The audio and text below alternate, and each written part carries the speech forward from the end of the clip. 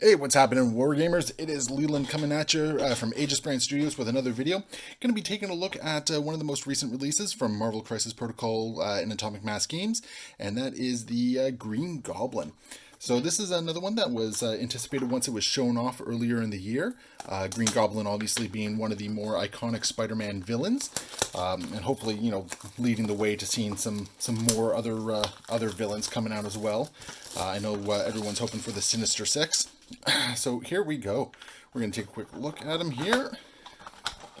And once again, this is not a review of the rules of the model. This is actually just taking a look at the components and the model itself.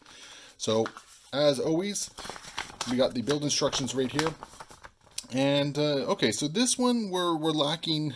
Yeah, unfortunately on this one we're lacking some of the numbered components on it, which is unfortunate. So it doesn't look like it's as big of a problem with this one, but there have been some models that have just been tricky to find the right piece for it. So it's hopefully this is not the norm, and we see a return to seeing all the components numbered on the build instructions as well.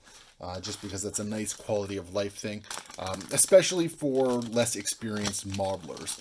Like those of us who have been around the game for a while, like we can figure it out, or at the very least we can find resources to help figure it out. But for new players getting into the game, having that little extra resource is quite nice. So we got our tokens right there.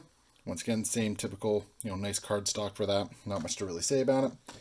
We got the Green Goblin card itself. So we have his damage side and his healthy side. So everything looks nice there. And as usual, looks like we got the Spider Foes right there. So not quite the Sinister Six lineup, seeing as I don't believe Kingpin was listed on it originally. Same with Venom, or Carnage for that matter. So I guess these are just sort of a lineup for the current Spider-Man foes that are coming, because we do know Kingpin is on their way, and Carnage as well for that matter. So we got the typical cards right there, and it looks like no Crisis card with this one.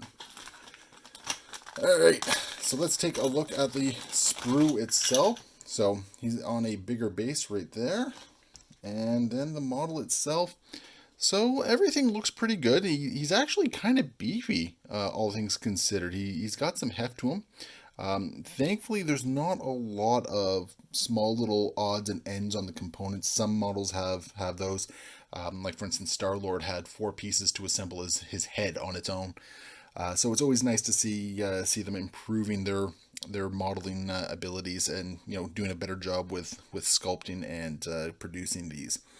The smoke effects are kind of nice. So always nice to have some sort of more organic thing to have them mounted on the sidewalk with, and having some sort of exhaust from his glider is kind of a nice touch of doing that. Got the pumpkin bombs right there, which kind of cool.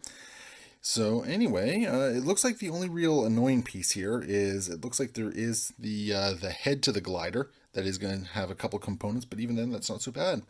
So we are going to take a quick crack at this, get it assembled, and show the final model. So just hold up.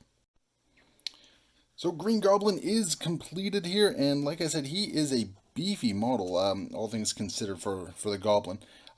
Details are kind of nice, but you've seen here, there's a couple more mold lines. I had a little bit of trouble with the feet, which, by the way, I thought the feet were components of the head of the glider, but it turns out they weren't. All in all, like, he doesn't quite seem to have the same level of detail as some of the other models. Still looks really good though. Quite happy with that. I love the little details on the pumpkin bomb. One is being thrown. You can see him holding onto it, the trail of smoke. And that's something I really got to give a lot of credit to the people at Atomic Mass Game. They have these nice creative ways of sort of connecting the model to the environment around it, using like little smoke contrails or other pieces of terrain. And it's a nice change of pace from the typical like tactical rock that you see with Infinity or 40K or anything like that. All in all, I mean, it's not a bad model. It comes together really nicely. You can see some cleanup is still needed on Goblin's head right there. But just, I think what I'm kind of disappointed with is just the lack of fine detail on the model itself. It just seems like it's going to be a lot of block colors and nothing really more to it than that. But I mean, not everything can be winner. Either way, I'm really happy to have the Green Goblin on the table there, and he'll make a nice addition. So anyway, if you enjoyed this video, be sure to hit that like and subscribe button. And as always, you can find me on social media at Aegisbrand Studios. And as always, happy wargaming!